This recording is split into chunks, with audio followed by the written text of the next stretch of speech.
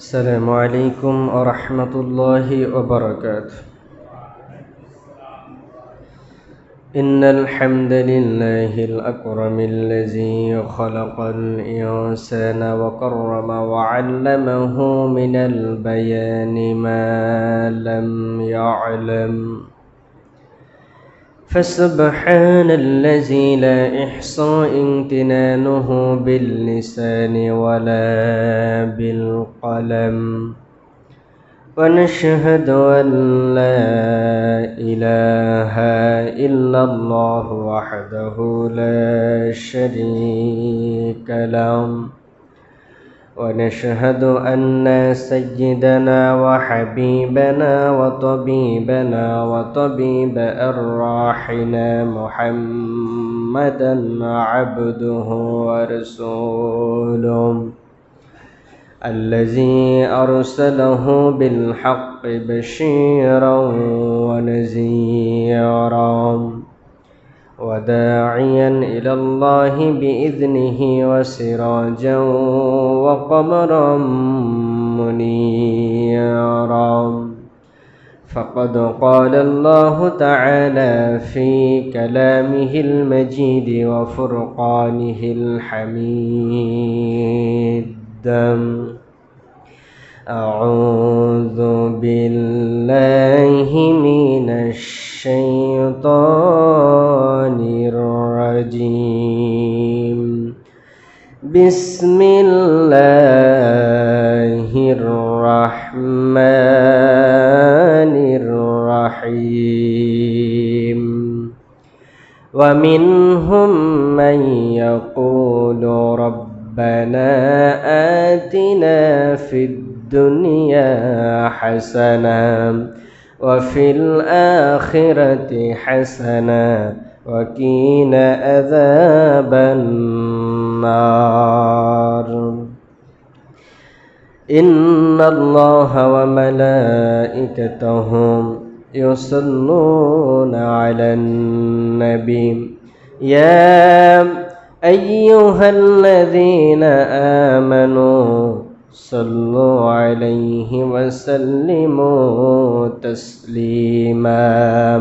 اللهم صل على محمد وعلى آل محمد كما صليت على إبراهيم وعلى آل إبراهيم إنك حميد مجيد.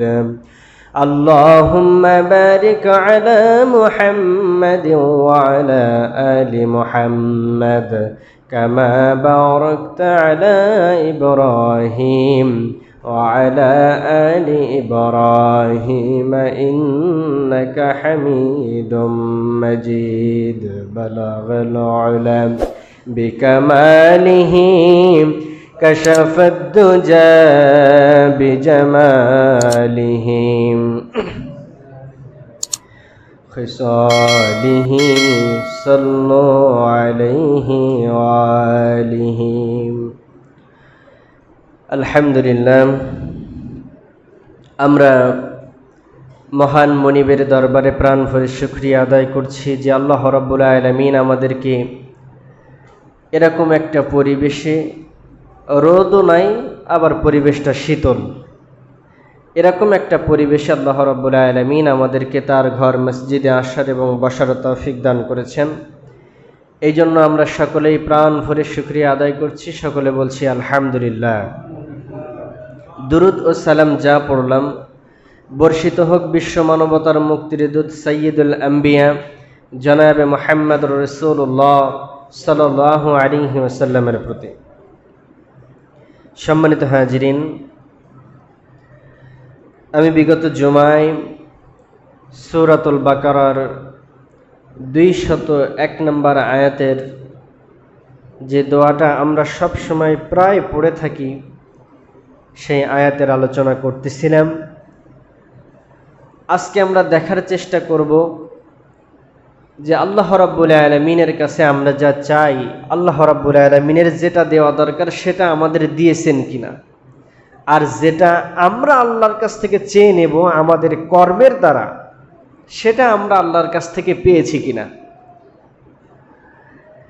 আমি বলেছিলাম যে এই দোয়ার মাধ্যমে আমরা আল্লাহ রাব্বুল আলামিনের কাছে 3 শ্রেণীর জিনিস চাই।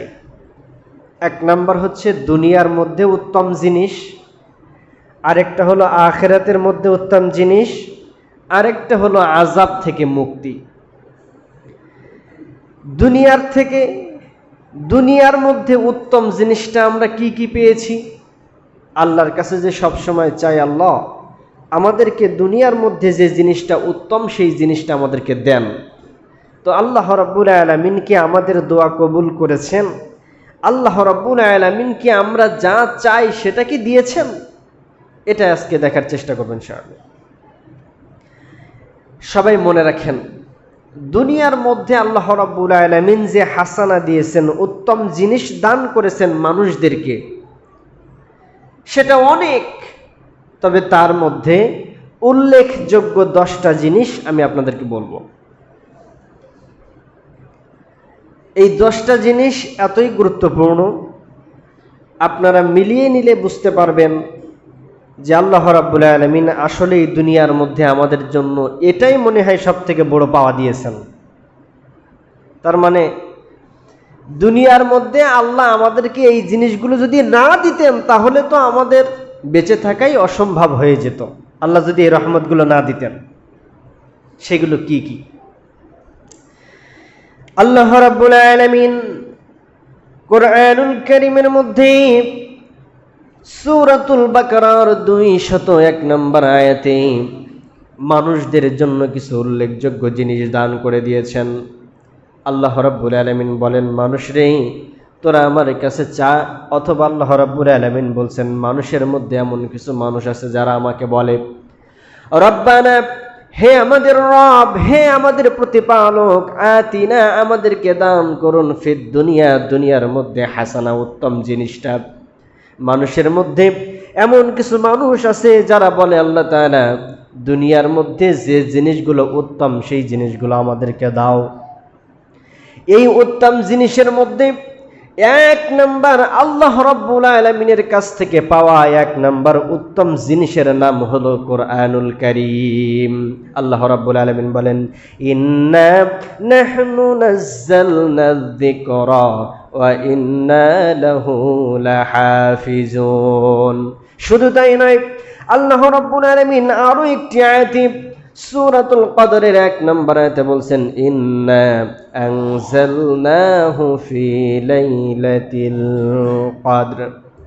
এই মহিমান্বিত কোরআন আমি কদরের রাতে দিয়েছি। শুধু তাই নয়, সূরাতুল বাকারার মধ্যে আল্লাহ রাব্বুল আলামিন বলছেন, উলাইকা আলা হুদাম মির রাব্বিহিম ওয়া উলাইকা হুমুল মুফলিহুন। এর অর্থ কি? আল্লাহ রাব্বুল আলামিন বলছেন, তারাই তাদের রবের নির্দেশিত পথে আছে। তার মানে আল্লাহ রাব্বুল আলামিন যেমন ভাবে চাই ওই মানুষগুলো তেমনি ভাবেই আছে। আর যারা এভাবেই থাকে, উলাইকা হুমুল মুফলিহুন, তারাই হলো সফল কাম। এই সফল কাম হবে কেমনে? আমরা দুনিয়ার মানুষগুলোই সব সময় আল্লাহর কাছে চেয়ে থাকি, আল্লাহ তাআলা দুনিয়ার মধ্যে এমন কিছু আমাকে দান করে দাও, এমন কিছু আমাকে দাও যে জিনিসটা দেওয়ার বিনিময়ে, যে জিনিসটা আমি পালন করার বিনিময়ে আমি দুনিয়ায় যেমন শান্তিতে থাকতে পারবো, তেমনি করে কিয়ামতের দিন কঠিন মুসিবতের সময় তোমার শ্রেষ্ঠতম উপহার জান্নাতুল ফেরদাউসেও যেতে পারবো। এরকম চাওয়া আমাদের প্রত্যেকের। এখন দুনিয়ার মধ্যে এমন কিছু আমাদের দরকার যে জিনিসটা আমরা মানার কারণে, পালন করার কারণে আল্লাহ রাব্বুল আলামিন আমাদেরকে জান্নাত দিয়ে দিবেন। আল্লাহ রাব্বুল আলামিন দুনিয়ার মধ্যেও আমাদের শান্তিতে রাখবেন, আবার জান্নাতেও আমাদেরকে জান্নাতুল ফেরদাউস দান করবেন। সেই জিনিসটা যদি আপনি একটু বুদ্ধিমান হন, আপনার মগজটাকে যদি একটু কাজে লাগান, ব্রেনটাকে কাজে লাগান, তবে দেখতে পাবেন আল্লাহ রাব্বুল আলামিন যেন বলেই দিচ্ছেন, বান্দারে আমি তোমাদেরকে কোরআন দিয়ে দিলাম। কোরআনুল কারীমটাকে যদি মেনে চলতে পারো, জীবনে তোমাদের জীবনটাকে কোরআন অনুযায়ী যদি চলতে পারো, তোমার জীবনে, তোমার সামাজিক জীবনে কোরআন, পারিবারিক জীবনে কোরআন, রাষ্ট্রীয় জীবনে কোরআন, এই সমস্ত জায়গায় যদি তুমি কোরআনকে মেনে নিতে পারো, দুনিয়াতেও আমি আল্লাহ রাব্বুল আলামিন তোমাকে শান্তিতে রাখবো। কিয়ামতের দিন, কঠিন মুসিবতের দিন তোমাকে আল্লাহ আমি জান্নাতে দিয়ে দেব। দুনিয়ার মধ্যে এটাই তো সব থেকে বড় পাওয়া, যে এমন একটা জিনিস আমাদেরকে দিলেন, ওই জিনিসটা যদি তুমি একটু মানতে পারো, তাহলে আমি আল্লাহ গ্যারান্টি দিচ্ছি দুনিয়ায় সুখে থাকবা। আবার ওই যে কিয়ামতের দিন, কঠিন মুসিবতের দিন, ওদিনকেও আমি আল্লাহ তোমাকে জান্নাত দেব। সেই জিনিসটার নাম কি? কোরআন।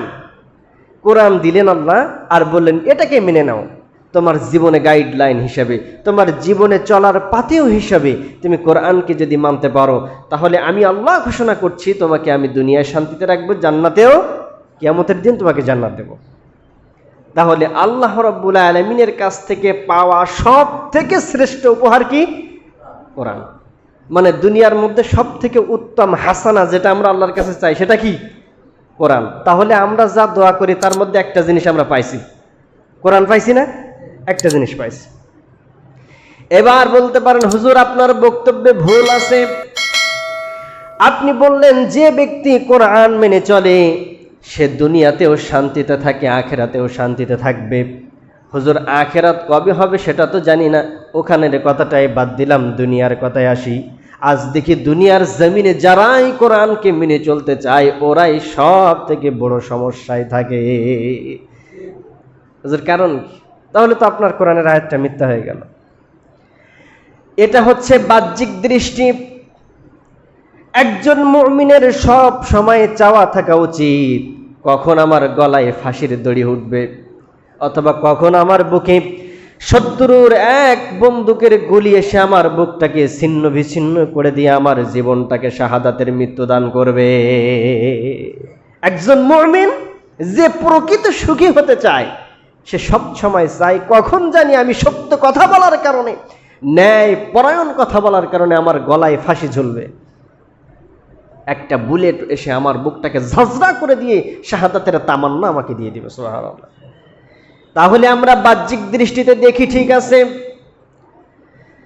আমরা আমাদের দৃষ্টি থেকে দেখি দুনিয়ার মধ্যে সব থেকে নিম্ন শ্রেণীতে তারা বাস করে, সব থেকে অসহায়ভাবে তারাই বাস করে যারা কোরআনের আইনকে মানে, হুকুমকে মানে, যারা হালাল মেনে চলে, হারামটাকে না খায়, তারা দুনিয়ার মধ্যে সব থেকে নিম্নভাবে চলে আসতেছে, এটা আমরা দেখতেছি। তাহলে সে সুখে থাকলো কেমন করে? ভাই, আল্লাহ রাব্বুল আলামিনের প্রিয় হাবিব বলছেন মুসলমানদের জন্য এই দুনিয়া হলো জেলখানা, আর কিয়ামতের দিনটা হলো তাদের জন্য জান্নাত। সুবহানাল্লাহ। তাহলে আমরা বুঝতে পারলাম কোরআন যারা মেনে চলবে সে দুনিয়ায় যতই সমস্যায় থাকুক না কেন, এটা তার কাছে কোনো বিষয় নয়, তার কাছে এটা তুচ্ছ।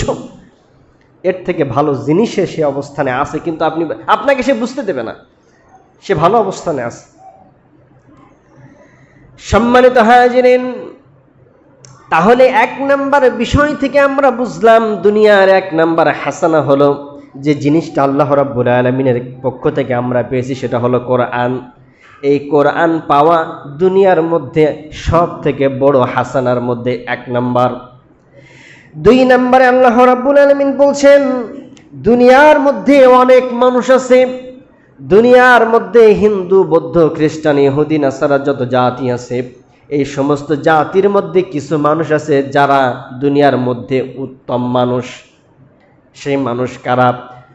আর এই মানুষটা আবার চেয়ে নিতে হয়, ওই মানুষগুলো এমনি ভাবে উত্তম মানুষ হতে পারে নাই, বরং তারা আল্লাহ রাব্বুল আলামিনের পক্ষে সাধনা করেছে, চেষ্টা করেছে, যার কারণে ওই মানুষগুলো শ্রেষ্ঠ মানুষ হতে পেরেছে। আল্লাহ রাব্বুল আলামিন বলেন দুনিয়ার মধ্যে দুই নাম্বার হাসানা যেটা মানুষ আমার কাছ থেকে চেয়ে নেয়, সেই জিনিসটার নাম হলো হেদায়েত পাওয়া। এই দুনিয়ার মধ্যে মানুষ আছে অনেক, হেদায়েত নাই, এমন মানুষ বহুত আছে। হেদায়েত পাওয়াটা এটা হাসানা। আমরা যে আল্লাহর কাছে চাই আল্লাহ আমাকে দুনিয়ার মধ্যে উত্তম জিনিস দান করেন, দেখেন তো পাইছেন কিনা। এক নাম্বার হচ্ছে কোরআন পাওয়া, যেটা আমরা সবাই পাইছি। দুই নাম্বার হলো হেদায়েত পাওয়া। এই হেদায়েতটাকে সবাই পাইছে? সবাই কিন্তু এই হেদায়েতটা পায় নাই। আল্লাহ রাব্বুল আলামিন বলছেন দুনিয়ার মধ্যে 2 নাম্বার হাসানা যেটা মানুষ আমার কাছে চায় তার কৃতকর্মের দ্বারা, সেটা হচ্ছে আল্লাহ আমাকে হেদায়েত দাও। ওই যে রব্বানা আতিনা ফিদ দুনিয়া হাসানা, এর মধ্যে এই কথাগুলো আছে। 1 নাম্বার আল্লাহ আমাকে কোরআন দাও, 2 নাম্বার আল্লাহ আমাকে হেদায়েত দাও। এই জন্য আমরা অনেক সময় দোয়াও বলি আল্লাহুম্মা হদিনি, আল্লাহুম্মা হদিনি, আল্লাহুম্মা হদিনি, আল্লাহ আমাদেরকে হেদায়েত দাও, আল্লাহ আমাদেরকে হেদায়েত দাও। তাহলে দুনিয়ার মধ্যে ওই মানুষটিও আল্লাহ তাআলার রহমত প্রাপ্ত হয়েছে, দুনিয়ার মধ্যে উত্তম জিনিসটা পেয়েছে। যে ব্যক্তি আল্লাহ রাব্বুল আলামিনের হেদায়েত পেয়েছে, আল্লাহ রাব্বুল আলামিন সেটাও কোরআনুল কারীমের মধ্যে বলছেন হুদাল লিল মুত্তাকিন, মুত্তাকিনরাই হেদায়েত প্রাপ্ত হয়েছে। সুবহানাল্লাহ। তাহলে 2 নম্বর জিনিস দেখলাম।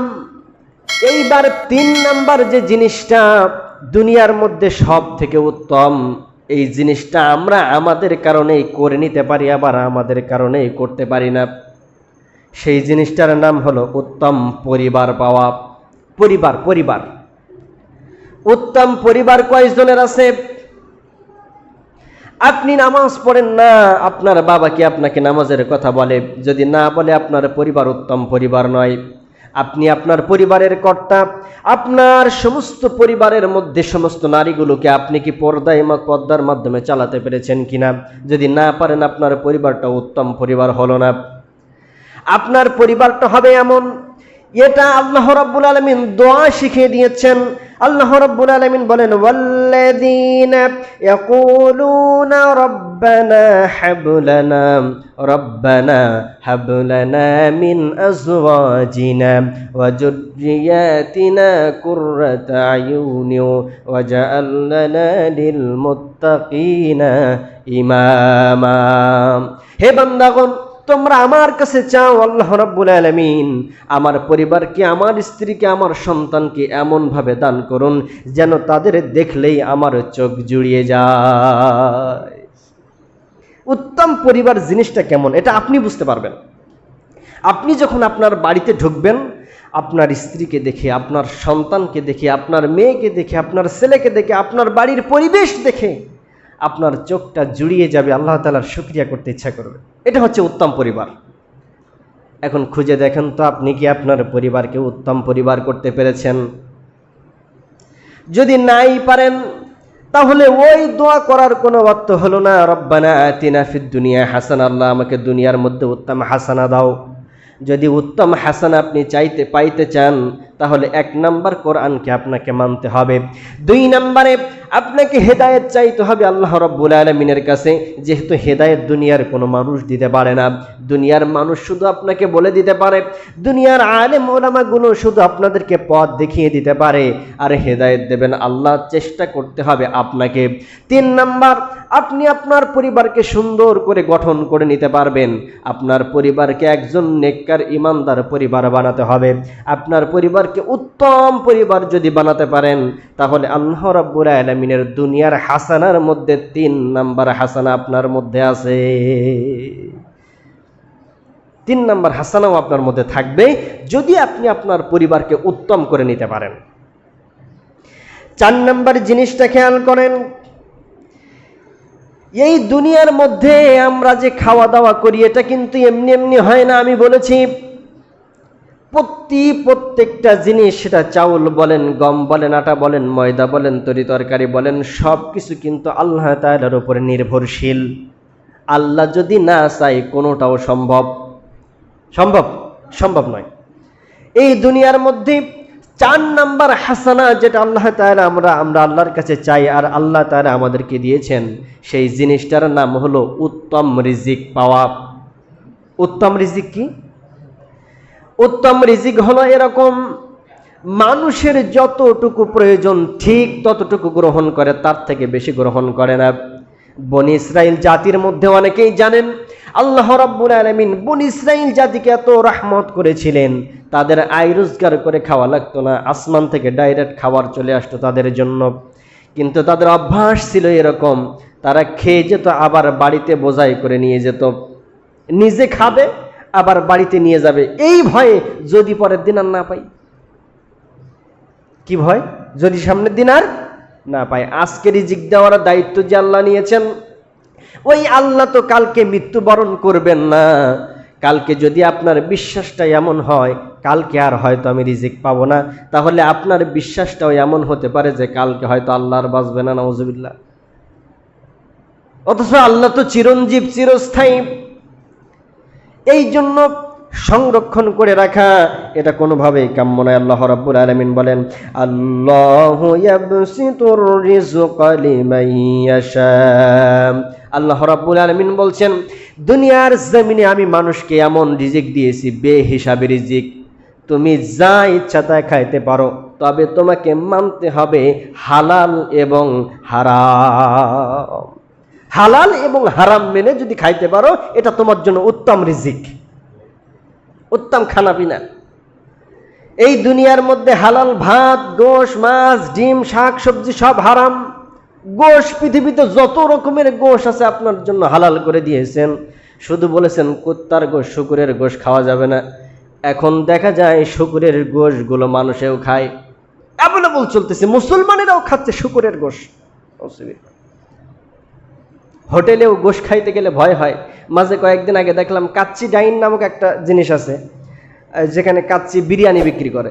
সেখানে মাঝে শুনলাম কুত্তার গোস্ত দিয়ে বিরিয়ানি বানায়। আপনি খাবেন কি করে? সেখানে তো ভরসাই নাই যে মানুষ কি আসলে কিসের গোশ দিচ্ছে। চলা বড় কঠিন হয়ে গেছে। রাসূল বলেছেন, কিয়ামতের পূর্বে মানুষগুলো সকালে যখন ঘর থেকে বের হয়ে যাবে তখন সে ঈমানদার অবস্থায় বের হবে, আবার যখন সন্ধ্যাবেলায় ফিরে আসবে তখন সে বেঈমান হয়ে ফিরে আসবে। আপনি ঈমান কেমনে রাখবেন? রাসূল বলছেন, মানুষ যেমন আগুন হাতের মধ্যে রাখতে সক্ষম হয় না, তেমনি কিয়ামতের সময়ে, কিয়ামতের পূর্ব মুহূর্তের সময়ে মানুষগুলো আগুন যেমন হাতে রাখতে কষ্ট হয়, ঈমানটাও হাতে রাখতে ততটা বেশি কষ্ট হয়ে যাবে। আল্লাহু আকবার। আল্লাহ তাআলা আমাদেরকে হেফাজত করেন, বলেন আমিন। তাহলে 4 নাম্বার, দুনিয়ার মধ্যে উত্তম যে জিনিসটা আল্লাহর কাছে আমরা চাই, সেই জিনিসটা কি বললাম? উত্তম রিজিক পাওয়া। 1 নাম্বার মুখস্থ করেন, দুনিয়ার মধ্যে আল্লাহ রাব্বুল আলামিনের কাছ থেকে উত্তম জিনিস আমরা চেয়ে নিচ্ছি। 1 নাম্বার হলো কোরআন, যেটা আল্লাহ তাআলা দিয়েছেন। 2 নাম্বার হলো হেদায়েত পাওয়া, যেটা মানুষ নিজ কৃতকর্মের দ্বারা আল্লাহ তাআলার কাছ থেকে চেয়ে নেবে। 3 নাম্বার রিজিক পাওয়া, উত্তম পরিবার পাওয়া। 4 নাম্বার হলো রিজিক পাওয়া, উত্তম রিজিক পাওয়া। এরপরে আল্লাহ রাব্বুল আলামিন আরেকটা জিনিস এই দুনিয়ার মধ্যে উত্তম, কিন্তু আমরা এটা বুঝি না। যদি বুঝতাম তাহলে আজকে আমাদের মুসলমানদের দশা এমন হতো না। একটা কথা আছে, 10-এর লাঠি, বলেন বলেন, 10-এর লাঠি 1-এর বোঝা।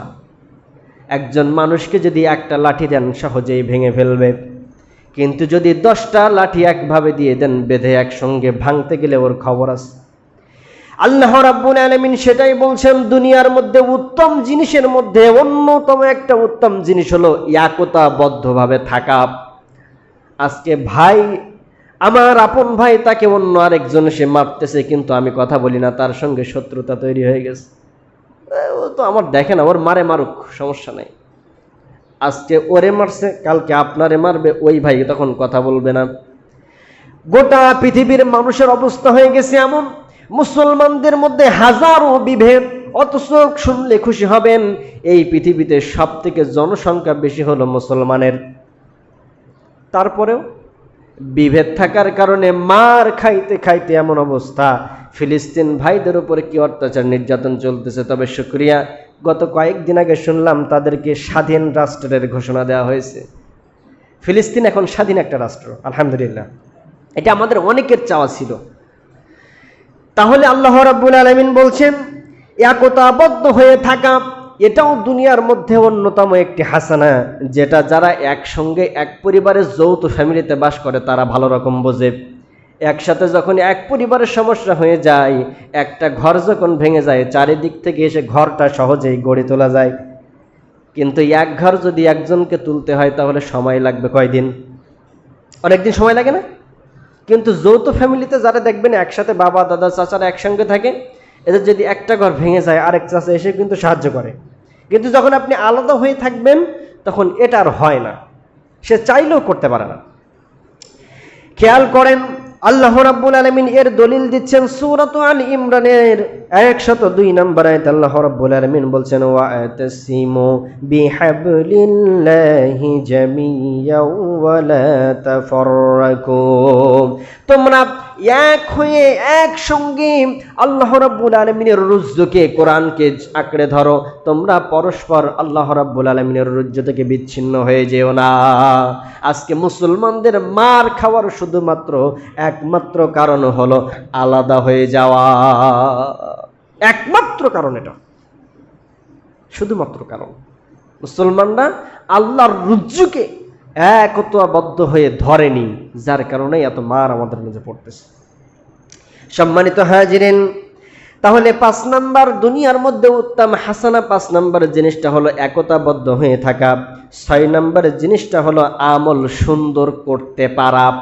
আল্লাহ রাব্বুল আলামিন বলেন, তাবারাকাল্লাযী বিয়াদিহিল মুলকু ওয়া হুয়া আলা কুল্লি শাইইন কাদির, আল্লাযী খালাকাল মাউতা ওয়াল হায়াতা লিয়াবলুয়াকুম আইয়ুকুম আহসানু আমালা।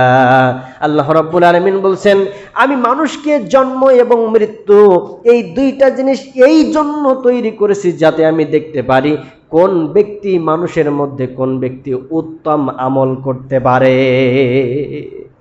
কোন ব্যক্তি উত্তম আমল করতে পারে। এখানে যদি বলতেন 20 রাকাত 100 রাকাত 150 রাকাত নামাজ পড়তে, তাহলে বলতেন আকসারু আমালা, বেশি আমল। কিন্তু আল্লাহ বেশি আমলের কথা বলেন নাই, উত্তম আমলের কথা বলছেন। অর্থাৎ উত্তম আমল অল্প হবে কিন্তু আমলটা দেখতে সুন্দর হবে। দেখবেন বাড়ি যদি ছোট করে বানান দেখতে কিন্তু বেশি সুন্দর হয়, আর যদি একসাথে 8-10টা রুম করতে চান লম্বা ভাবে, তখন মনে হয় স্কুল বানাইছে, এরকম মনে হয় না? যে জিনিসটা ছোট কিন্তু সুন্দর করে বানানো হয় এই জিনিসটা সুন্দর দেখা যায়। কিন্তু অনেক বড় জিনিস, কোনো জুতজাত নাই, টাকা নাই, বাড়ি বানাইছে মেলা লম্বা করে, ও কি পরিপূর্ণভাবে শেষ করতে পারবে বাড়িটা?